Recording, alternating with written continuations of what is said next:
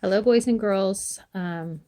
It's been requested that I read from The Mouse and the Motorcycle. This is the chapter book that we were reading before we left for the break because of the virus. So I'm going to do that, thinking that you could listen to a chapter a day or something like that. Maybe listen, as you're going to sleep at night, or maybe just like we did in the classroom, you have some quiet drawing time while you listen. So I'm going to reread a couple chapters in case you forgot what happened, but just a little summary for those of you that maybe have forgotten that this is Ralph, and he was living at a motel with his family, surviving off of crumbs and whatever food he could get. And then a boy named Keith came to stay in a hotel room, and Keith happened to have this very cool toy motorcycle. And Ralph happened to fall into a trash can and was stuck in a trash can. And somehow the motorcycle also fell in the trash can, and Ralph discovered that he could actually ride the motorcycle if he made a certain noise with his mouth. So a lot of the book is about his adventures on this motorcycle. And where I'm going to start today is on chapter 7, which is called The Vacuum Cleaner. So this is after he figures out he can ride the motorcycle. He's become friends with Keith, and they talk to each other and are forming a friendship. So right now he's hiding under the bed.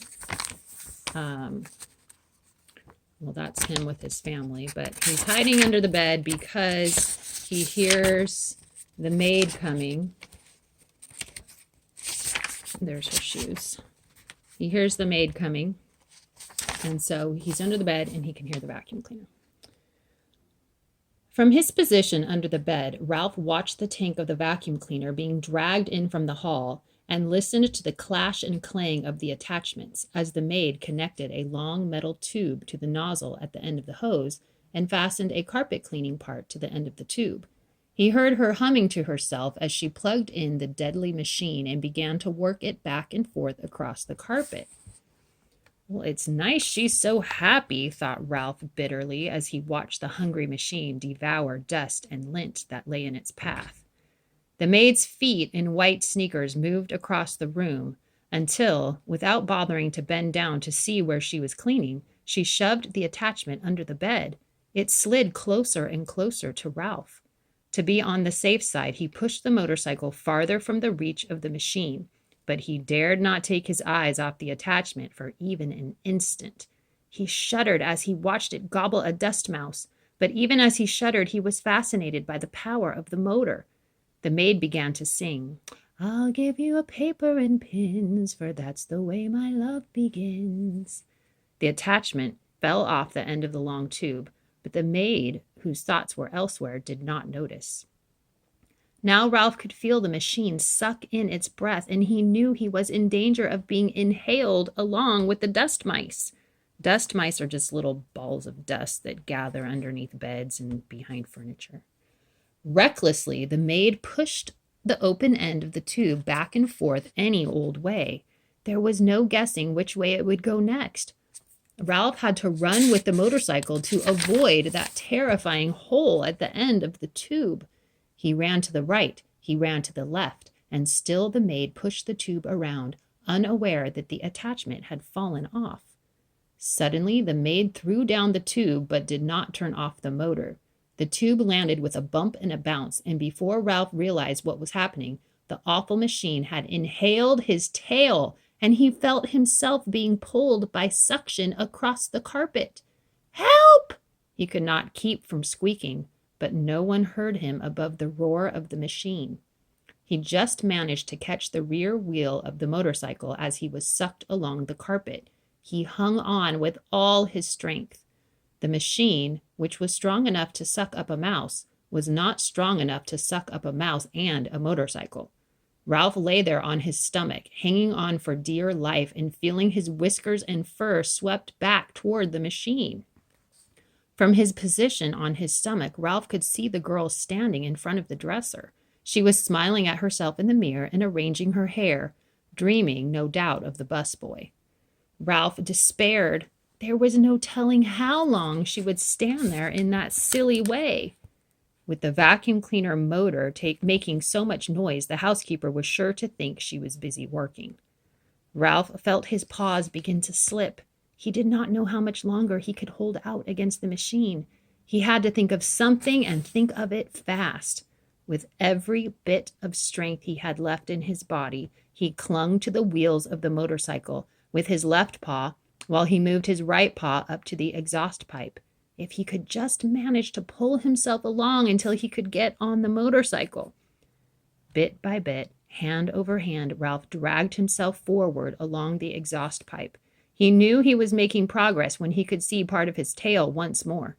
He reached back and yanked his tail out of the tube, only to have it sucked in again. Ralph was far from being out of danger. "I'll give you the keys to my heart," the maid sang to herself before the mirror, now pulling her hair behind her ears, now piling on top of her head, oblivious to the desperate struggle under the bed. Once Ralph's paw slipped from the exhaust pipe, and he thought he was a goner until he caught the rear wheel in time to save himself. Slowly he moved forward until his entire tail was free. Things were easier when he could brace his hind foot against the spokes of the rear wheel. Slowly he rose, clinging to the machine until he was able to grasp the hand grips and throw his leg over the seat. Ralph felt considerably safer sitting on the motorcycle and very much pleased with himself for having outwitted the vacuum cleaner. He was quite sure by now that the maid would never bother to look under the bed.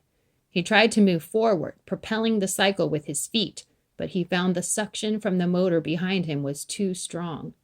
This made him wonder if the motor on Keith's cycle was stronger than the pull of the machine behind him. The more Ralph thought about it, the more important it seemed to find out. "No, I won't." "Yes, I will," Ralph argued with himself. He had promised not to ride in the daytime. Yes, but Keith did not know he would have a chance to see which was stronger, the motorcycle or the vacuum cleaner. Keith would be interested, wouldn't he? Wouldn't any boy? Riding the motorcycle would not be reckless. It would be an important experiment.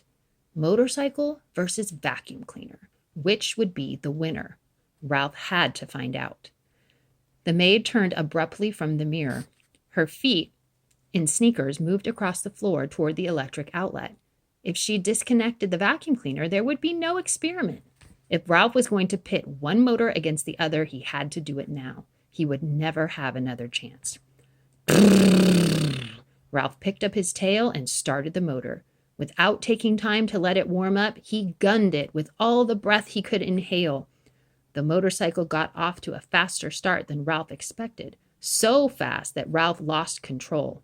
He shot out from under the bed just as the vacuum cleaner died with a long, drawn-out groan. Suddenly, everything went white, and Ralph found himself bumping along in a strange, ghostly place, all white and made of cloth that seemed to be closing in on him from every direction. There's the picture. Ralph had ridden straight into a pillowcase thrown on the heap of laundry the maid had dropped on the floor, and the opening of the pillowcase had fallen shut behind him. Ralph had no idea which way was out. He dismounted from the motorcycle and beat at the cloth with his fists, but everywhere he struck, it was soft and yielding. He stamped his feet only to have the cloth give softly and silently beneath him. He began to wade through the pillowcase, tugging the motorcycle along behind him, while he wondered why he had thought it so important to test the motorcycle against the vacuum cleaner.